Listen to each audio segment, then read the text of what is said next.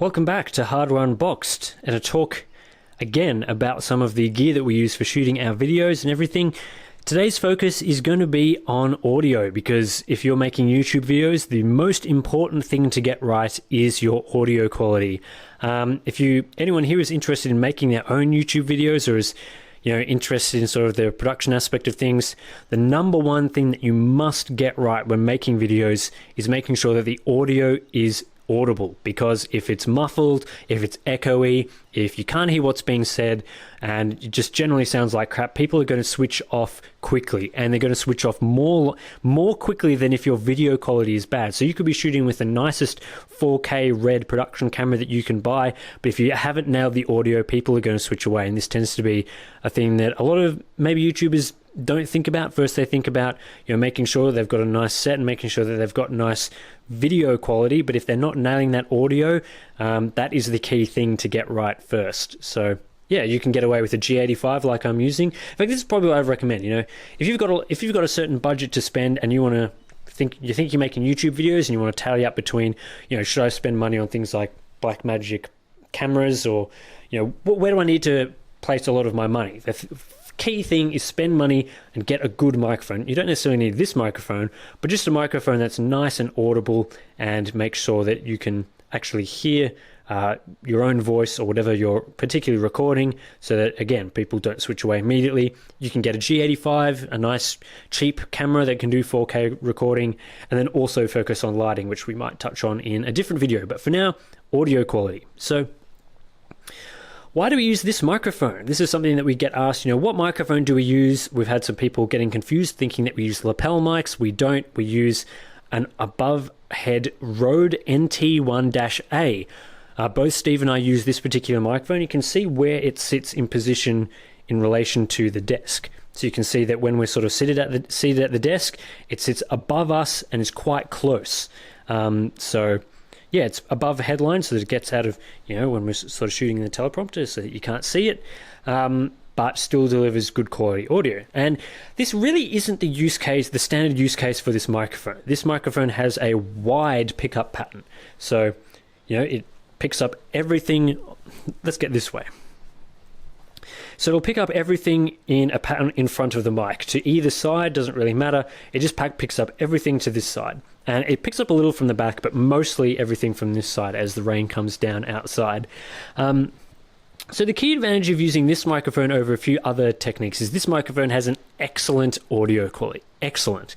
It has very, very good noise floor, really nice profile in terms of the tones that it gets out of it, and it picks up vocals particularly well. A lot of people use this for recording audio gear or audio voiceovers or music or that sort of thing. You put this up nice and close to your face. You might put your face, say, that far away from it, and you'll get some really nice tones out of it. Crisp, clear, it sounds awesome, and everyone is impressed with the quality that it delivers. But for us, why do we use this one in particular? Well, we want to have a versatile setup, and this is something I was talking about before with some of the camera stuff. We want to make sure that everything that we have is set up and ready to go for any shooting scenario without having to change too much about the environment that we're working in. So one of the things about having a microphone like this, which has a wide audio pickup that picks up everything on this side of the microphone, is that we can have this one mic set up and then position ourselves anywhere we like along the desk, and it will still pick us up relatively well.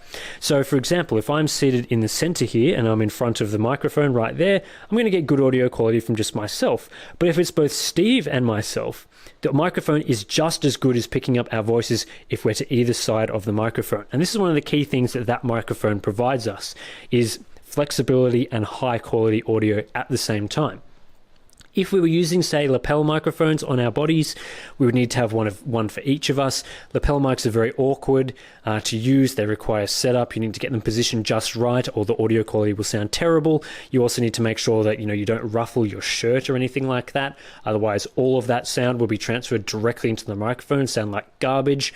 And yeah, there's a lot of challenges with using that sort of audio setup over a very simple setup here where I can just plonk myself down, sit in front of it, and it sounds great. It doesn't require too much processing either on the back end to improve the audio quality any further. You can just basically use it straight out of the mic. It sounds great. The other thing that a lot of people use is shotgun mics. So this is obviously just a regular cardioid, I believe it's called, microphone. You could use a shotgun mic if you want to, but again, that would limit the audio from either side. So a shotgun mic would still pick up all the audio on this side of the microphone, especially in this area where I would normally sit, but it would reject sounds from either side. So it would reject the sounds on that side and reject the sounds on this side and really focus in on whatever is near that microphone in the center. But obviously that setup isn't going to be as effective for the Q&As. If Steve's sitting on this side and the shotgun microphone is positioned there, his audio is going to be rejected because it's not within the shotgun pattern, which tends to look a little bit like this, right? A little sort of a oval coming out like that. So if we've got people sitting on either side, that's not going to be picked up by the shotgun mic, which makes this cardioid option much more usable. So that's basically why we don't use shotgun microphones either. We would need to have maybe even 3 mics, one there and one on either side for our Q&As, which would increase our setup times, especially if we're fiddling around trying to get all that stuff ready. Again, this is just a set and forget setup, and the only thing that I really change is I detach the microphone from the cable every time I film monitor reviews because it dangles a bit low for some of the shots that I want to do. But that's basically it as far as using the microphones and why we use this particular one. But again, if you're filming videos and you're wanting to know what microphone you should be using, you probably should research the exact setup that you're trying to get to.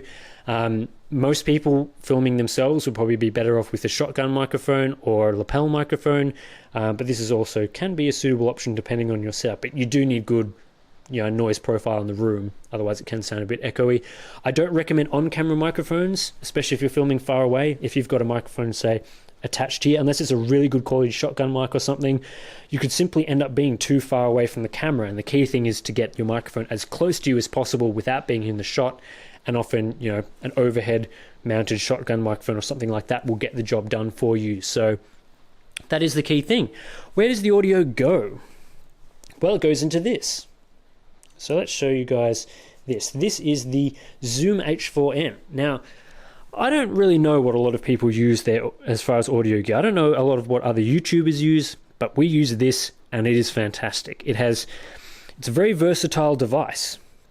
So basically it's got an SD card input and it's got 2 XLR inputs. It's also got a 3.5mm audio input on the back and its own built-in microphone. So you can use it for a wide variety of situations. Again, we like the flexibility of our gear and this definitely provides it.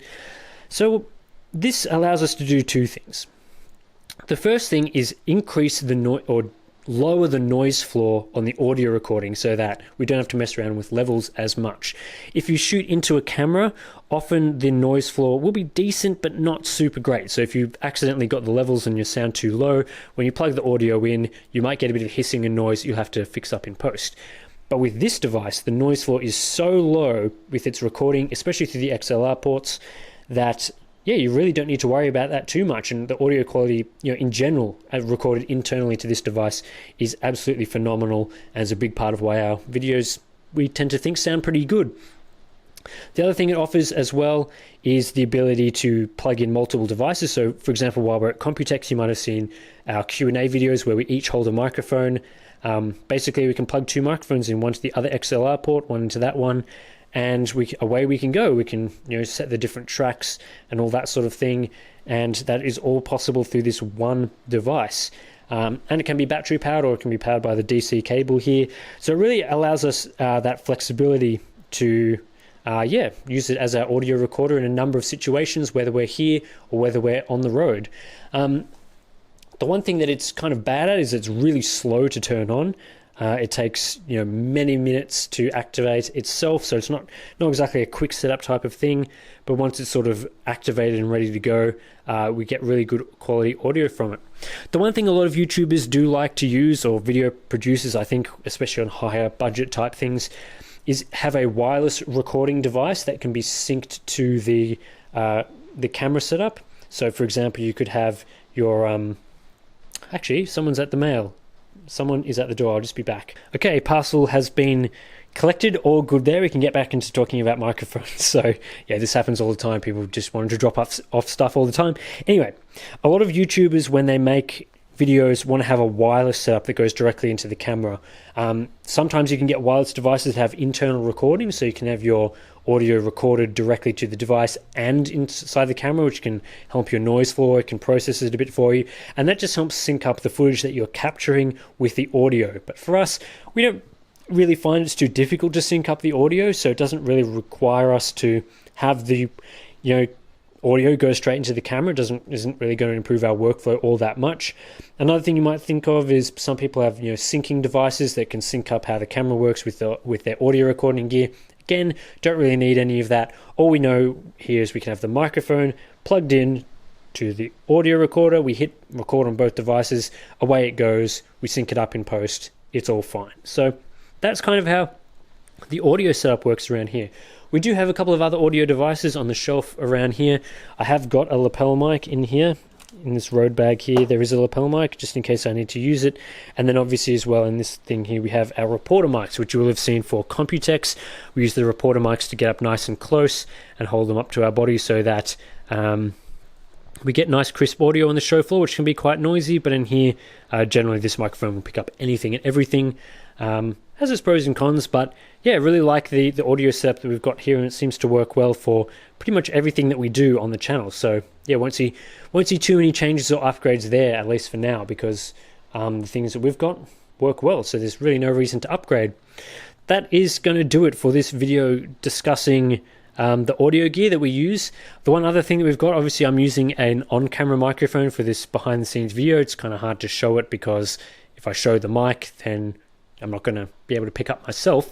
But yeah, we do use this Rode on-camera mic as well, which picks up some really nice audio for you guys without having to use the built-in microphones from the camera, which sound like crap. So yeah, that's another microphone that we have and another piece of audio gear. But yeah, all of that works quite well. The few things that we do in post to change, we do use a compressor to sort of keep those levels nice and within tolerances, and also I do a tiny bit of echo reduction as well, which just my audio isn't particularly echoey anymore, but the echo reducer just like really clamps it down and makes it sound nice and studio quality. So those are the things that we add in post to the processing pipeline to make the audio quality sound good. But anyway, that's it for a discussion into the microphones and audio gear that we use here at Hardware Unboxed. Hope you guys found this one interesting, and yeah, might have one more video to go through to discuss some of the lighting that we use. And yeah, that could be it of our behind the scenes look into some of the gear that we have. Thanks everyone for watching and supporting us on Patreon, and I'll catch you in the next one.